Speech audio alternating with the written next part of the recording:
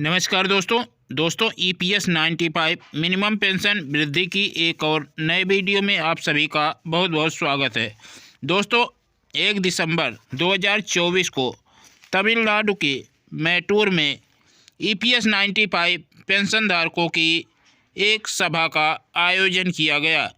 यहाँ पर NAC chief commander Ashok Rawat ji ने पेंशनरों को संबोधित किया। NAC chief commander Ashok Rawat ji ने सभी पेंशनरों को संगठित रहने का आग्रह किया और जो अभी तक एनएसी की तरफ से कार्रवाइयाँ की गई उसके बारे में भी ईपीएस 95 पेंशन धारकों को बतलाया और आगे होने वाली कार्रवाइयों के बारे में भी बताया और 10-11 दिसंबर को दिल्ली में होने वाले आंदोलन के बारे में भी सभी ईपीएस 95 पेंशन धारकों को जागरूक किया। दोस्तों देख सकते हैं तमिलनाडु में हजारों की संख्या में ईपीएस 95 पेंशन धारक मौजूद रहे और कमांडर अशोक रावत जी ने इन ईपीएस 95 पेंशन धारकों को संबोधित कर एकजुट रहकर ईपीएस 95 मिनिमम पेंशन लड़ाई लड़ने का आग्रह किया।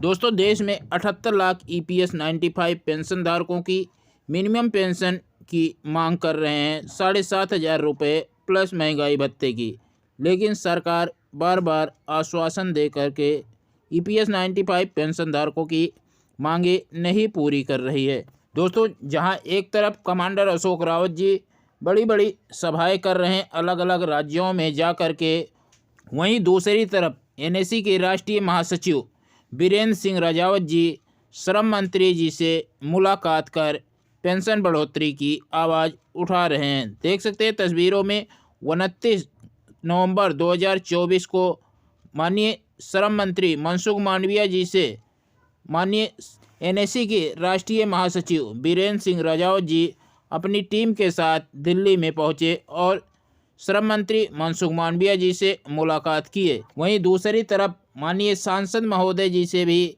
बीरेंद्र सिंह राजावत जी ने मुलाकात की और उनसे भी ईपीएस 95 पेंशन धारकों की आवाज़ उठाने का आग्रह किया। दोस्तों महाराज कोल्हापुर के सांसद छत्रपति साहू जी महाराज जी ने भी ईपीएस 95 पेंशन धारकों की आवाज़ उठाने का वादा किया। दोस्तों जैसा कि आप तस्वीरों में देख सकते हैं छत्रपति साहू जी महाराज ने माननीय श्रम मंत्री मनसुख मांडविया जी से ईपीएस 95 पेंशन धारकों की मिनिमम पेंशन बढ़ोतरी को लेकर के बातचीत किए और ईपीएस 95 के मुद्दे को जल्द से जल्द हल करने के लिए माननीय मनसुख मांडविया जी से आग्रह किया कि राष्ट्रीय महासचिव बीरेंद्र सिंह राजावत जी जब श्रम मंत्री जी से मुलाकात किए तो उनसे पूछा कि ईपीएस 95 मिनिमम पेंशन वृद्धि का मुद्दा सीबीटी की मीटिंग में क्यों नहीं रखा गया। तो दोस्तों श्रम मंत्री जी ने कहा कि हमें वित्तीय सहायता की आवश्यकता है। हम वित्तीय सहायता की जैसे ही हमें व्यवस्था हो जाती है हम आपकी पेंशन में बढ़ोतरी ज़रूर कराएंगे। उसके बाद एनएसी के राष्ट्रीय महासचिव बीरेंद्र सिंह राजावत जी ने जब श्रम मंत्री जी को ज्ञापन दिया और 10 और 11 दिसंबर के आंदोलन के बारे में बताया तो माननीय श्रम मंत्री जी ने कहा कि यह आंदोलन 10 और 11 दिसंबर का रोक दो। माननीय राष्ट्रीय महासचिव बीरेंद्र सिंह राजावत जी ने कहा कि आप या तो कोई घोषणा कर दो या लिखित में हमें दे दो, तभी यह आंदोलन रुकेगा, अन्यथा यह आंदोलन रुकने वाला नहीं है। दोस्तों बीरेंद्र सिंह राजावत जी ने कहा कि ईपीएस 95 पेंशन धारकों को कई बार कुआरे आश्वासन मिले हैं, झूठे आश्वासन मिले हैं, इसलिए ईपीएस 95 पेंशन धारकों को झूठे आश्वासन पर भरोसा नहीं है, इसलिए ईपीएस 95 पेंशन धारकों का आंदोलन होकर रहेगा। एनएसी टीम बिल्कुल एक्टिव है, ईपीएस 95 पेंशन धारकों की मांगों को जल्द से जल्द मंजूर करवाने का प्रयास कर रही है। दोस्तों एनएसी टीम माननीय सांसदों और विधायकों को भी ज्ञापन प्रस्तुत कर रही है ईपीएस 95 पेंशन धारकों की मिनिमम पेंशन बढ़ोतरी को लेकर के।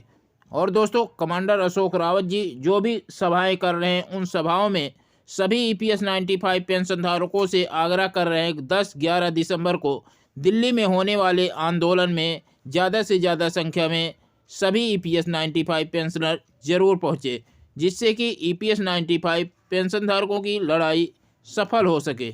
दोस्तों 8-10 सालों से ये EPS 95 पेंशनधारक अपनी मिनिमम पेंशन बढ़ोतरी की मांग कर रहे हैं। EPS 95 पेंशनधारकों की मुलाकात माननीय प्रधानमंत्री, श्रम मंत्री, वित्त मंत्री सभी से होने के बावजूद भी अभी तक EPS 95 पेंशनधारकों की मांगें नहीं पूरी हुई, इसलिए बार बार आंदोलन और सभाएं करना पड़ रहा है। तो 10 और 11 दिसंबर को दिल्ली में होने वाले आंदोलन में सभी EPS 95 पेंशनधारक जरूर भाग लें। दोस्तों यह वीडियो या जानकारी पसंद आए तो वीडियो को लाइक करेंगे। इस चैनल पर नए हैं तो चैनल को सब्सक्राइब कर लेंगे। धन्यवाद। जय हिंद, जय भारत।